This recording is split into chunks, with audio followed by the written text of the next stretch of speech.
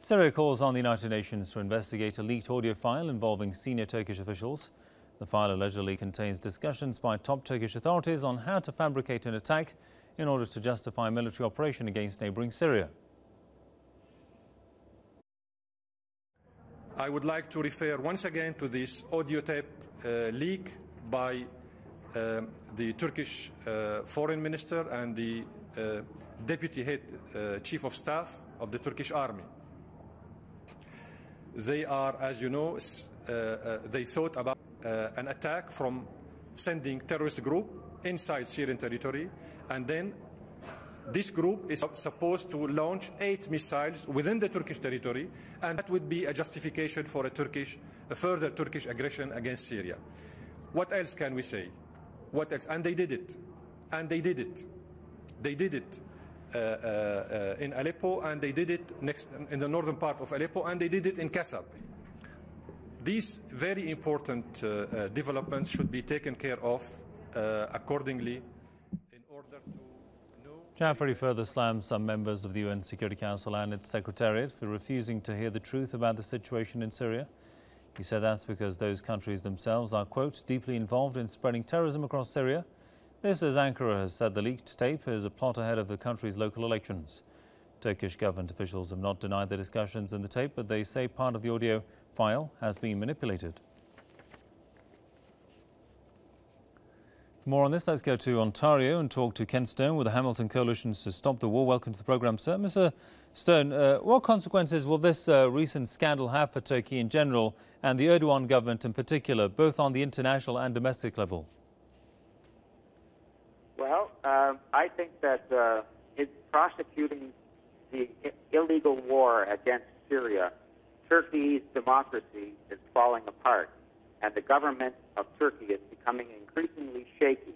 The people of Turkey, as has been demonstrated many times in the streets, through demonstrations and other means, have no interest in waging war against their neighbors in Syria. They don't like the fact that Turkey is being used as a staging ground for terrorist activities in Syria. They don't like the fact that Turkey has been trying to provoke incidents which might be pretext for a military surge in the military war against Syria.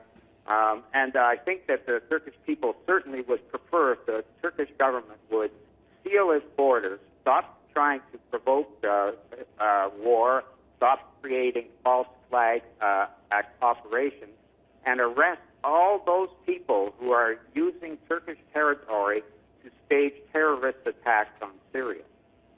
And economically and politically speaking, just how much would Turkey suffer if it engages in a full-scale war with Syria?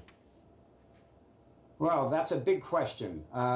In the first place, Turkey would not be undertaking any of these activities, including this latest, what appears to be an authentic recording of the plan to stage a false flag operation against Syria, without the blessing of the United States.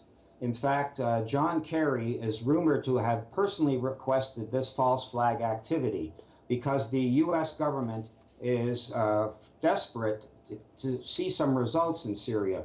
When President Obama first called for the war in Syria 3 years ago, he was advised by his advisors that the Syrian government would fall within weeks. And unfortunately though for Obama, that was not the case. The Syrian people rallied behind the government because they saw what U.S. intervention, U.S. humanitarian intervention did for Iraq and Libya. It's going to cost Turkey plenty if it continues in this manner because, for one thing, the Turkish government can't afford to wage a large war. It would not be spared the consequences of a war, in terms of attacks and military damage if this war became spread out to become a regional war. And the only way that the government could possibly wage such a war against the opposition of its own people is to become more or less a fascist government. So it would cost the Turkish government a fortune. It would be a disaster for Turkey to engage in a full-scale war with Syria. We in the Syria Solidarity Movement are calling on people people around the world to do what we did in September of last year when Obama drew his red line and was threatening to bomb Syria. We have to make it clear that we do not want another war. Right. Kenneth Stone with the Hamilton Coalition to Stop the War from Ontario. Thanks for your thoughts there, sir.